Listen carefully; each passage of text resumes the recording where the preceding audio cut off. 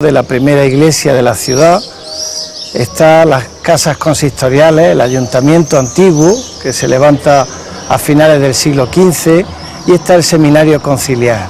Entonces es un núcleo esencial de Baeza y realmente del patrimonio de Andalucía. Todo el conjunto, junto con otros espacios, pues están declarados como Patrimonio de la Humanidad. En el centro de la plaza se sitúa la Fuente de Santa María, obra de un virtuoso lenguaje clásico. La Catedral de Baeza, trazada por Vandelvira, preside el conjunto. Su portada, obra de Juan Bautista Villalpando, está dedicada a la Natividad y fue construida a finales del siglo XVI, una vez fallecido el maestro.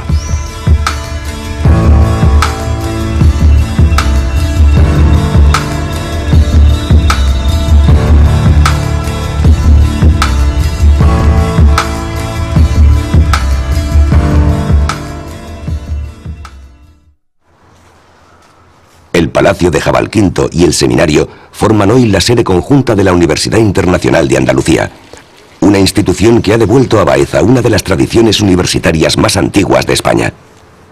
La universidad se fundó en 1538 y 5 siglos después, Baeza sigue siendo una ciudad para el estudio y la cultura. Las conferencias y ciclos de la Universidad Internacional atraen a académicos y estudiantes de todo el mundo. Tras abandonar las aulas de la Universidad Internacional, me dirijo al Palacio de los Salcedo, un hotel surgido de la restauración de uno de los edificios más simbólicos de la ciudad. En las estancias que una vez ocuparon los condes de Garcíez se ha respetado el mobiliario de época, y hoy son el mejor lugar para descansar en un escenario del Renacimiento. Si alguien pudo hacer sombra a Andrés de Vandelvira, ese fue el arquitecto Francisco Castillo el Joven.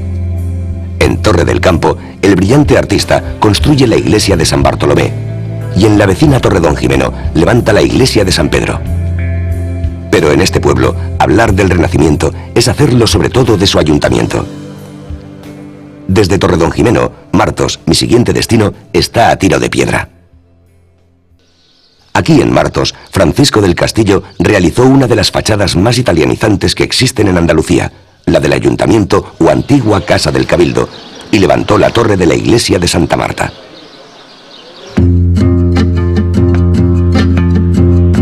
La cantidad y calidad de su aceite le han valido a Martos la denominación de Cuna del Olivar, y hoy me he propuesto visitar una de sus almazaras. Hacienda olivarera de aires señoriales, el Cortijo El Madroño es un prodigio de esa arquitectura sencilla y luminosa que durante siglos hizo la vida en el campo andaluz mucho más llevadera. Allí me encuentro con la gerente del Madroño, Isabel Rojas, una mujer empeñada en la conservación del patrimonio de los cortijos andaluces. Esta zona de Martos son los olivares más antiguos. De hecho, hay zonas que nos están lindando con el Madroño que tienen olivos de 400 y 500 años. En los olivares del Madroño hay algunos que tienen más de 200 años también. La casa señorial, el patio andaluz, el antiguo pajar, la capilla o incluso estas magníficas cuadras que hoy acogen celebraciones hablan de un tiempo en el que el Madroño albergó más de un centenar de habitantes. Había una parroquia, había carpintería, herrería y bueno, pues una serie de cosas conexas con el Cortijo del Madroño, ¿no? Vivía mucha familia aquí, en el Cortijo, y los hombres pues iban al campo, las mujeres amasaban el pan, cada casa tenía su horno y su chimenea. Lo que no ha cambiado en nada es la almazara, que en invierno está a pleno rendimiento para fabricar el aceite del Madroño. Desde Martos me adentro en la Sierra Sur de Jaén, buscando la silueta fronteriza del castillo de Alcaudete. El viaje es corto, apenas 30 kilómetros. Su fortaleza fue un importante bastión de la Orden de Calatrava, y bajo ella se construyó la monumental iglesia de Santa María, importante obra del Renacimiento jienense, en la que trabajan Andrés de Vandelvira y Francisco Castillo el Joven. Durante el mes de julio, Alcaudete celebra sus fiestas calatravas, que devuelven al pueblo el ambiente de los mercados y la vida medieval.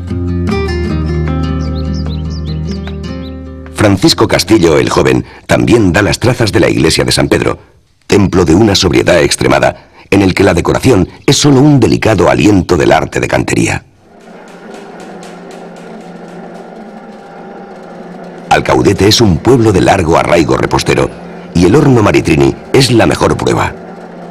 Desde el amanecer, María del Carmen y Beatriz, dueñas y regentes del negocio, se afanan en preparar las mejores magdalenas y milhojas de la comarca. Otro de los productos son los roscos de almendra y aceite de oliva y son pues que se los llevan muchísimo, se venden muchísimo y se hacen pues eso, llevan los ingredientes que lleva el rosco, harina, aceite de oliva, anís, almendra y hacerlo y al horno. El trabajo de María del Carmen y Beatriz es solo una muestra en un pueblo que ha convertido los mantecados y dulces de Navidad en una de sus señas de identidad.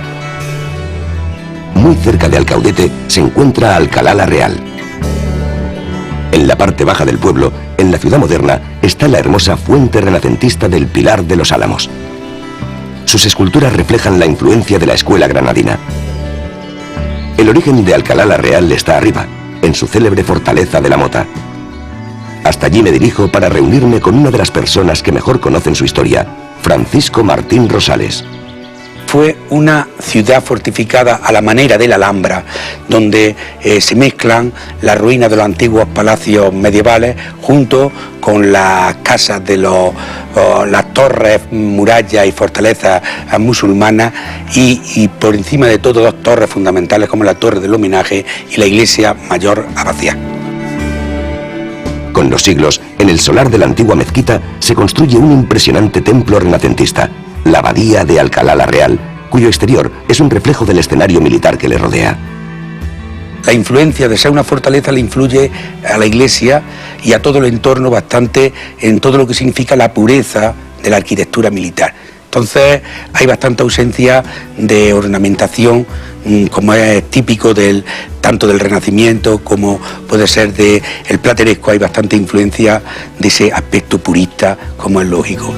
Tras su abandono, el templo es utilizado como cementerio y hoy presenta este fascinante y tenebroso aspecto. Las excavaciones no solo han descubierto tumbas medievales, sino también visigodas, árabes o incluso silos de la prehistoria que conviven con la delicada capilla del baptisterio. Junto a la iglesia y la fortaleza, los viejos barrios muestran una visión completa de lo que debió ser la vida medieval de Alcalá la Real, antes de que sus habitantes, a partir del siglo XVII, abandonaran la Mota y buscaran los llanos. Cada año, este histórico pueblo acoge el Festival Etnosur, una cita en la que se conjuga la música, el teatro y el cine más independiente.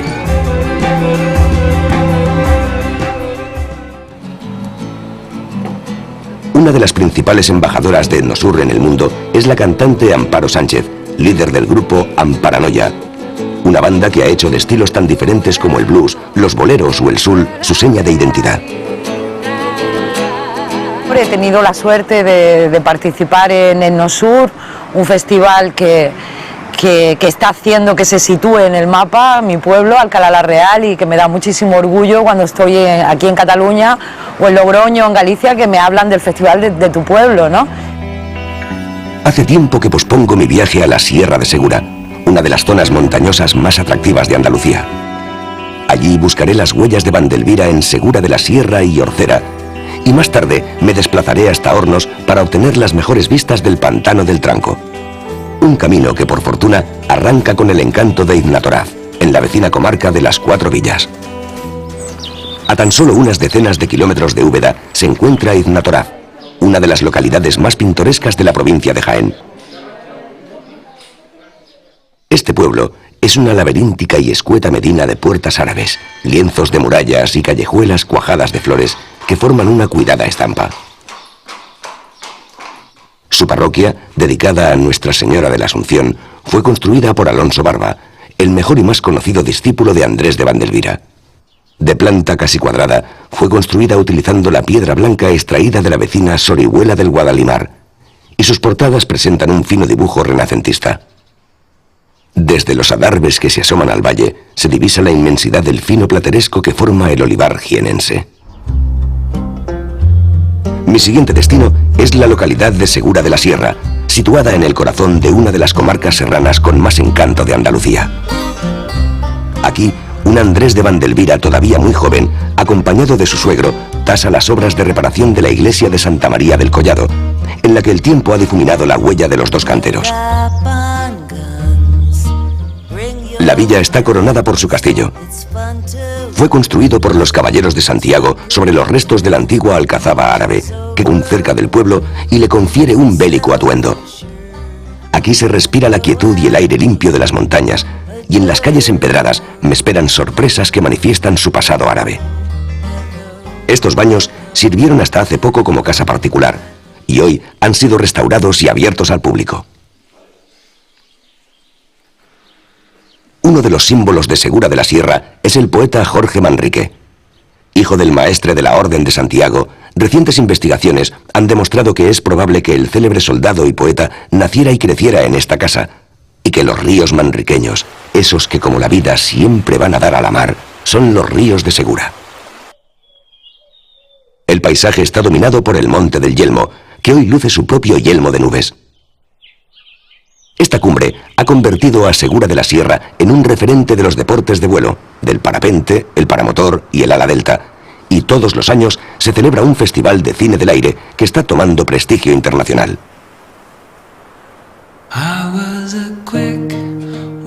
Es hora de descansar y disfrutar de un espectáculo diario, pero siempre cambiante.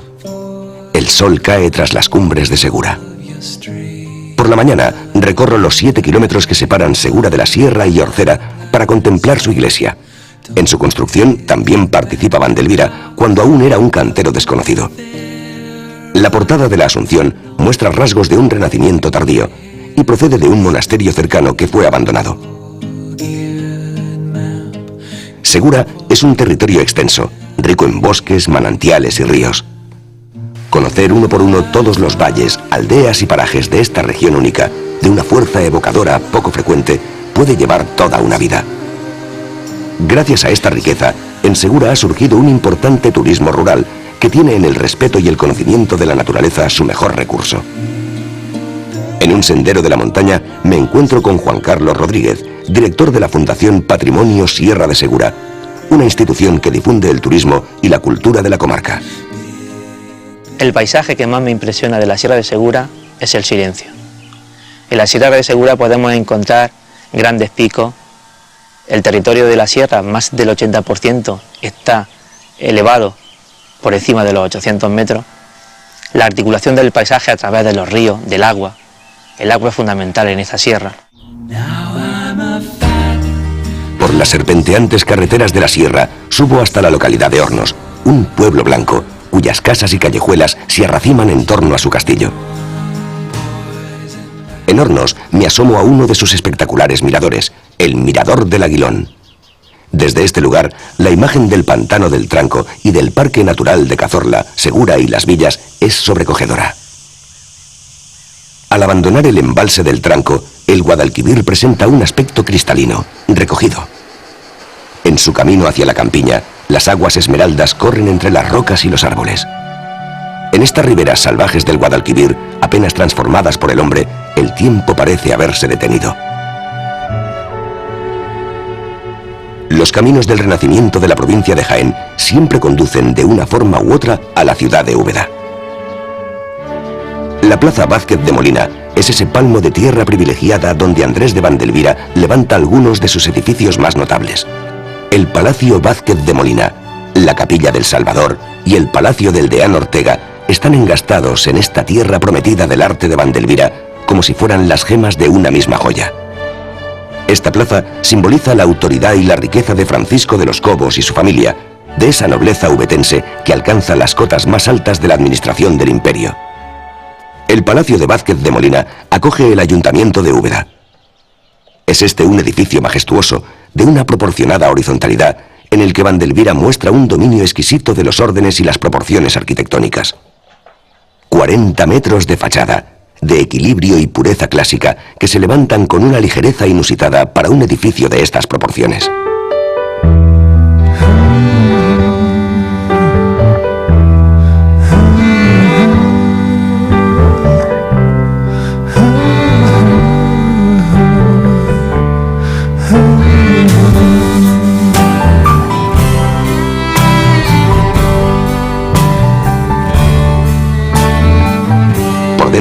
Las estancias del ayuntamiento se distribuyen a través de este patio renacentista. Arcos de medio punto, columnas de bello fuste y capiteles corintios. En la última planta del Palacio de Vázquez de Molina se encuentra el Archivo Histórico de Úbeda. Allí trabaja Vicente Ruiz, un hombre que vive en contacto directo con la historia y disfruta del privilegio de trabajar en un edificio único. Hombre, pues tiene un valor patrimonial tremendo. Precisamente el ejemplo que os puse hace poco de esa traducción que hace Fray Juan de Verona de Vitruvio, en la que aparece una representación de una casa romana muy idealizada. Concretamente la fachada lo que hace de este edificio es que copie precisamente esa figura, esa forma. La modifica, como es lógico, pero amolda precisamente la interés. Es una fachada pues típicamente renacentista y sumamente elegante.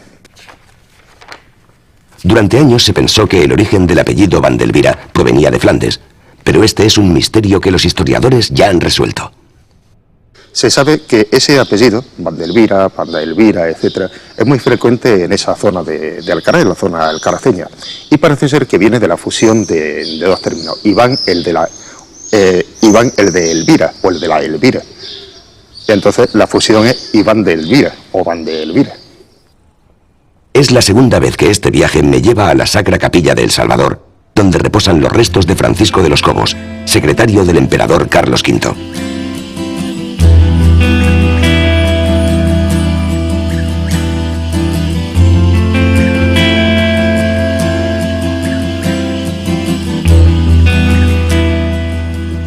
El Salvador es considerado uno de los templos más paganos del cristianismo. Para analizar esta paradoja, he quedado con el historiador Joaquín Montes Bardo, quien ha pasado gran parte de su vida estudiando el significado de las esculturas del francés Esteban Jamete. La primera sorpresa que se lleva el visitante al visitar este monumento, dicho de una forma coloquial, ¿qué hacen es esta? ¿Qué hacen unos chicos como estos en un lugar como este? ¿Qué hace aquí Júpiter y Venus? ¿Qué hace aquí Hércules y Saturno? ¿Qué hacen aquí Arpías y Centauros? Y la respuesta es que son los que son, pero con un mensaje diferente. Porque hasta ahora teníamos una visión cristiana medieval y ahora hay un humanismo que se abre al mundo grecolatino y que se introduce en el mundo religioso.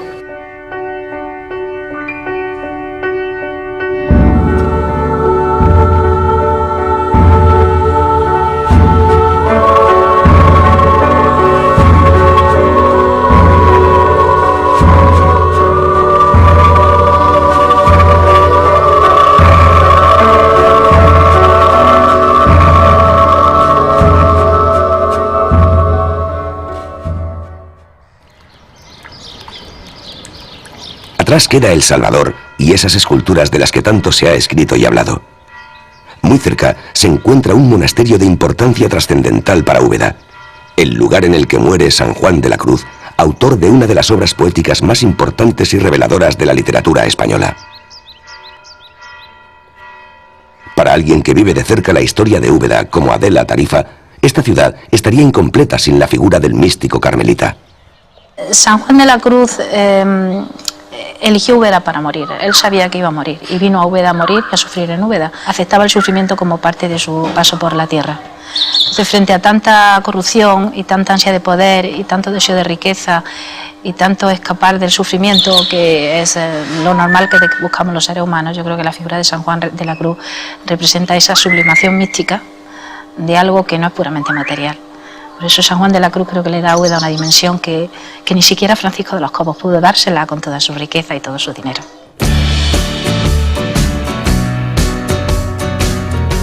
Paseando por Úbeda, me encuentro con el taller de forja Santa María Tiznajo.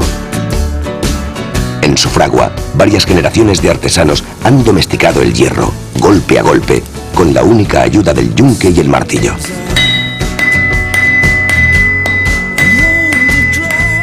En Úbeda, el arte de la rejería es casi tan antiguo como la propia ciudad, pero tiene su punto álgido en el Renacimiento. En el Tiznajo no se ha dejado morir esa tradición, y hoy el hierro sigue adaptando, como en otros tiempos, las formas más insólitas y fantásticas. El Palacio Vela de los Cobos, con su imponente fachada, fue construido por Vandelvira como vivienda del regidor de la ciudad. Destaca la ventana en esquina, típica de la arquitectura palaciega de Vandelvira, y la noble arcada del último piso. El potencial turístico de Úbeda es inacabable, y en ocasiones el azar saca a relucir un nuevo tesoro. Esta es la Sinagoga del Agua. De probarse su autenticidad, un proceso que requiere la confirmación de un arqueólogo rabino, sería uno de los escasísimos templos judíos que se conservan en Europa con su mikvé o zona de baños rituales. Mi guía es Andrea Pezzini, un italiano afincado en Úbeda que ha dado un impulso decisivo al turismo de la ciudad. Estoy convencido de que vendrá a reescribir la historia de Úbeda en cuanto a la presencia de la comunidad judía.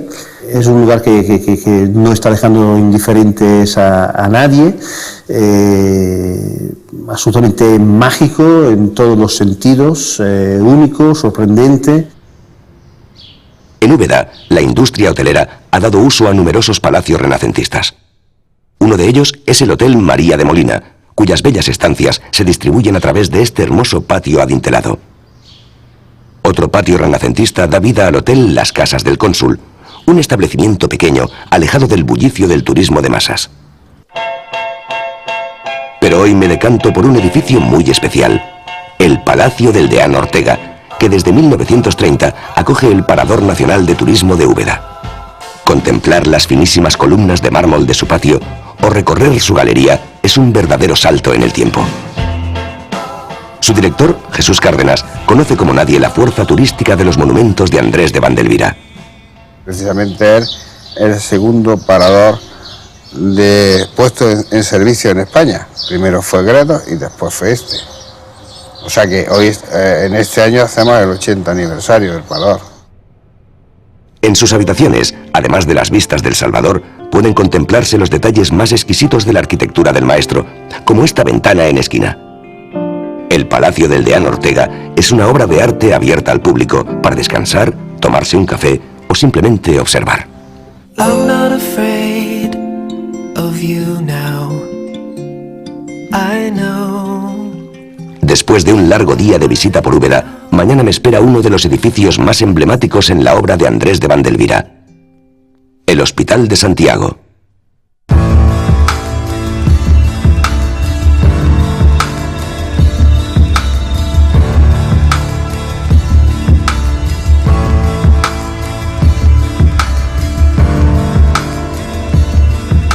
El Hospital de Santiago es un edificio magno, de enormes proporciones. Se termina en 1575, el mismo año en el que murió Vandelvira. Aquí se condensan décadas de estudio y hallazgos arquitectónicos. En el Hospital de Santiago converso con Antonio Almagro, un ubetense que ha pasado largas horas paseando por los patios y dependencias de este edificio. Esta es la gran obra de Vandelvira y sin duda para él supuso un auténtico reto por esto que hemos dicho, ¿no? Por esta complejidad del edificio, hospital, capilla, palacio, residencia. De alguna manera estamos ante una de las principales obras de todo su trabajo. Es verdad que lo que es el exterior del edificio es tremendamente sobrio.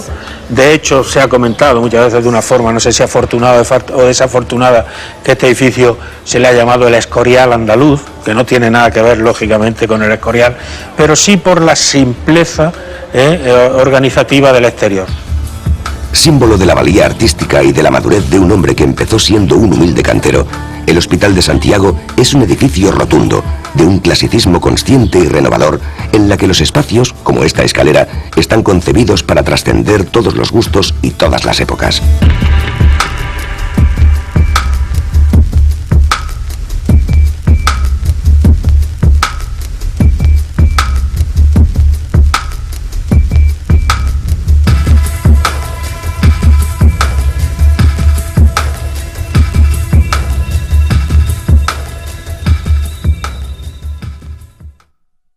Son muchos los artistas que ya han pasado por el Hospital de Santiago.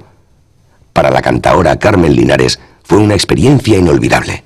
En Úbeda he cantado también varias veces y en el Hospital de Santiago, que es un sitio muy emblemático allí en Úbeda, y se organizan muchísimos conciertos de todo tipo de música.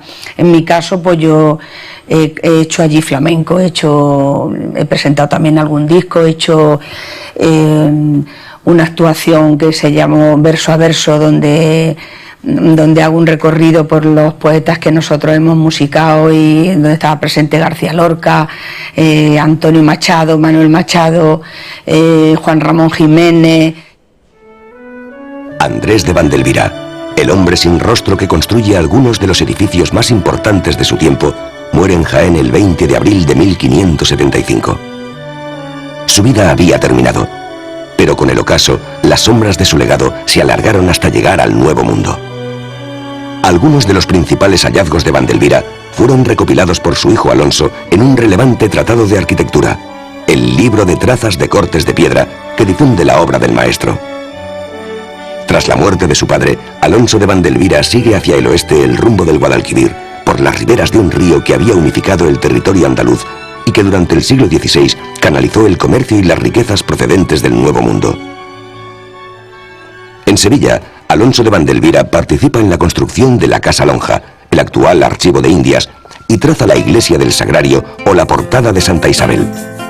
En la desembocadura del Guadalquivir, en Sanlúcar de Barrameda, levanta la Basílica de Nuestra Señora de la Caridad y remodela la iglesia de Nuestra Señora de la O.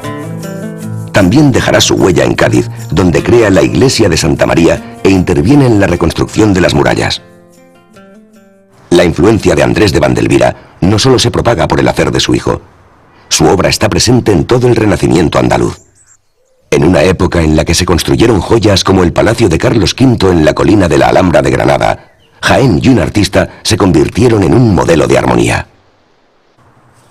También su influencia se sitúa junto al Mediterráneo, en la Catedral de Málaga, ciudad que el artista visita varias veces y en la que es vital la figura del deán Ortega. El cantero aún tuvo tiempo en vida de ser nombrado maestro mayor de la Catedral de Cuenca, y su gran obra, la Catedral de Jaén, sirve como modelo para los principales templos de Iberoamérica, como las catedrales de Mérida, Guadalajara, México, Lima o Bogotá. Este viaje ha de concluir donde empezó, en Jaén, la ciudad en la que Vandelvira alcanza su madurez como maestro de obras de la catedral, un templo que solo puede trazarse una vez. Quizá nadie como otro arquitecto puede hacerme comprender la grandeza de la obra de un artesano que dominó los secretos estéticos y estructurales de su profesión. Durante su vida, Luis Verges restauró varios edificios del maestro. Hoy disfruta de una plácida jubilación y contempla con admiración la obra del maestro renacentista. Que es una persona que, siendo provinciano, porque no salió ni de Albacete, y si salió de Albacete fue para venirse a Jaén, una persona que no tuvo un contacto directo con los grandes movimientos arquitectónicos de aquel momento, venido de Italia, y que sin embargo fue capaz de crear dentro de lo que se llama Renacimiento andaluz, pues un eclecticismo personal de una elegancia tremenda. Bueno, ¿cómo es posible que Goya pintara como pintó? ¿O cómo es posible que no sé, que un músico, Manuel de Falla, tuviese una música tan personal y tan hispana como la que él escribió? Pues no sé, yo creo que eso ya son dones que se reciben en la naturaleza y que si se encuentra el cauce de expresión, pues da lugar a estos fenómenos. Una catedral no entiende de años, lustros y décadas, tan solo de siglos y generaciones. Una vez terminadas, cruzan inalterables la vida de los hombres y marcan el carácter de la ciudad y sus gentes. Pero ni siquiera a sus creadores conceden una moratoria. Vandelvira murió con las obras apenas comenzadas, pero dejó unas trazas, un puñado de pensamientos que contenían, como si fueran semillas, una de las mayores y más armoniosas obras de arte jamás construidas.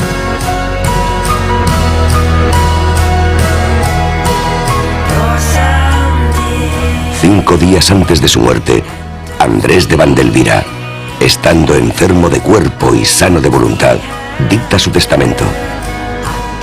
A sus hijos donó tierras, dineros, capellanías, telas y cántaros. Al resto nos dejó una obra magna, impropia de un solo hombre, que ha convertido Jaén en la cuna del Renacimiento español.